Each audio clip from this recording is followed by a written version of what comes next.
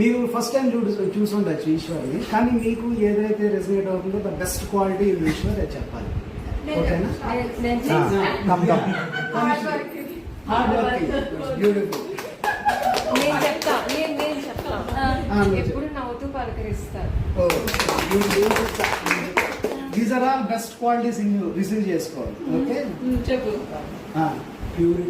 Purity, active, obedient.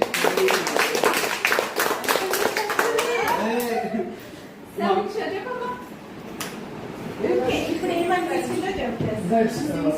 Sincere, ప్రేమతత్వంలో ఉంటారు.